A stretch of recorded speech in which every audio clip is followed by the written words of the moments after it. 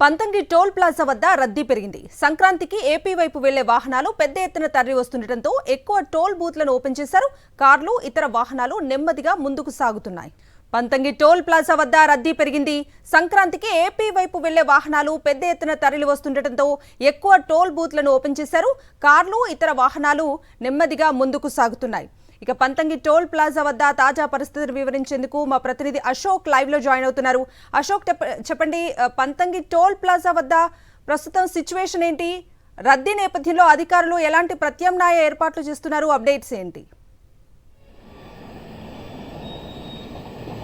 కవిత, 3 రోజుల నుంచి కొనసాగుతున్నటువంటి వాహనాల రద్దీ సాయంత్రం 6 తర్వాత కొంత నెమ్మదించింది. అంటే సాయంత్రం 6 గంటల వరకు కూడా భారీ సంఖ్యలో వాహనాలు వస్తున్నటువంటి నేపథ్యంలోనే సాయంత్రం 6 గంటల తర్వాత కొంత తగ్గినట్టయితే కనిపిస్తుంది. ప్రస్తుతం నిన్నటి వరకు, ఈరోజు సాయంత్రం 6 గంటల వరకు కూడా 13 బూతులను తెరిచినటువంటి టోల్ ప్లాజా సిబ్బంది ప్రస్తుతం వాహనాల రద్దీ తగ్గినటువంటి నేపథ్యంలోనే హైదరాబాద్ నుంచి విజయవాడ వైపు ప్రస్తుతం అయితే 8 బూతులను తెరిచి వాహనాలను అయితే పంపిస్తున్నటువంటి పరిస్థితి ఉంది. అయితే ఈ వాహనాల రద్దీ తాత్కాలికంగానే తగ్గింది.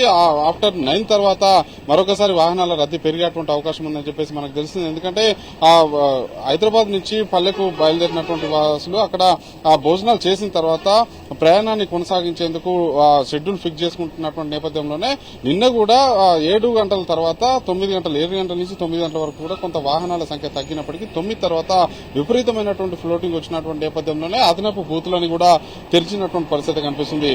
గడిచిన 3 రోజుల నుంచి కూడా దాదాపు 3 లక్షల వాహనాలు కూడా ఏపీ వైపు పరుగు తీశాయి. అయితే ఈసారి మాత్రం చూసుకున్నట్లయితే హైవే 65 పై ఫ్లోటింగ్ ని తగ్గించి వాహనాలు సజావుగా వెళ్లేందుకు ప్రత్యామ్నాయ మార్గాలు ఒకవైపు భువనగిరి, వలిగొండ, రామన్నపేట, చిట్యాల నుంచి NH65 పైకి వచ్చేలాగా ఏర్పాట్లు చేశారు. అదే సమయంలో మనకు మాచర్ల, గుంటూరు, బాపట్ల వైపు వెళ్లి నర్సరావుపేట వైపు వెళ్లేటువంటి వాహనాన్ని నాగరసాగర్ హైవే నుంచి కూడా మళ్లించినటువంటి పరిస్థితి కనిపిస్తుంది. అదే సమయంలో నార్కెట్పల్లి నుంచి అద్దంకి రహదారి వైపు కూడా మళ్లించినటువంటి నేపథ్యంలోనే ప్రస్తుతం అయితే వాహనాలు ఇక్కడ హైవే 65 పై ప్రయాణించేటువంటి వాహనాలు ప్రస్తుతానికైతే 3 లక్షల వరకు ఏపీ వైపు వెళ్ళినాయని చెప్పేసి కూడా మనకైతే లెక్కల ద్వారా తెలిసినటువంటి పరిస్థితి ఉంది. అదే సమయంలో భువనగిరికి సంబంధించినటువంటి రోడ్డు కావచ్చు, నాగరసాగర్ హైవే సంబంధించినటువంటి రోడ్డు కావచ్చు, మాచర్ల, నార్కెట్పల్లి, అద్దంకి హైవే పై కూడా వేలాదిగా వాహనాలు తరలినటువంటి పరిస్థితి కనిపిస్తుంది.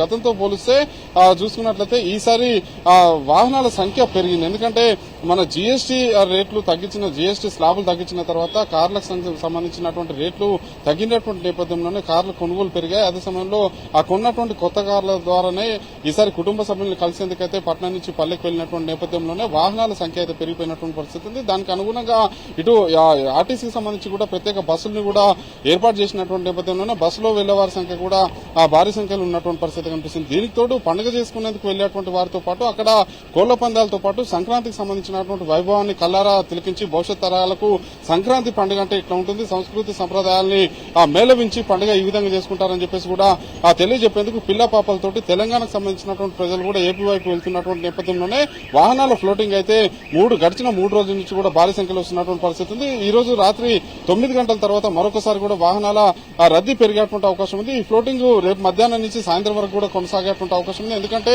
మంగళవారం నుంచి పండుగ, మంగళవారం, బుధవారం అక్కడ పండుగ ప్రారంభం కంటే ముందే అక్కడ ఉండేలాగా షెడ్యూల్ ఫిక్స్ చేసుకున్నటువంటి నేపథ్యంలోనే రేపు సాయంత్రం వరకు అయితే ఇదే రకమైనటువంటి ఫ్లోటింగ్ అయితే కొనసాగేటువంటి అవకాశం ఉన్నటువంటి నేపథ్యంలోనే అటు అధికార వర్గాలు కూడా ఏర్పాటు చేశారు. ప్రస్తుతానికైతే హైవే 65 పై గతంతో పోలిస్తే ప్రమాదాల సంఖ్య, ఎందుకంటే పండుగ జరుగుతుంటే ప్రమాదాల గురించి మాట్లాడద్దు, కాకపోతే హైవే 65 అంటేనే ప్రమాదాలకు నిలయంగా మారుతున్నటువంటి నేపథ్యంలోనే మనకు ఏదైతే చౌటుపల్లి, దండుమార్కాపురం నుంచి నందిగామ వరకు 17 బ్లాక్ స్పాట్స్ ఉన్నటువంటి నేపథ్యంలో ఈ బ్లాక్ స్పాట్స్ వద్ద ప్రమాదాలు జరగకుండా చర్యలు చేపట్టినటువంటి నేపథ్యంలోనే 1-6 ప్రమాదాలతో మినహాయిస్తే మిగిలినటువంటి ప్రయాణం అంతా సాఫీగా సాగుతున్నటువంటి పరిస్థితి ఉంది. Kavitha. Right Ashok, thank you.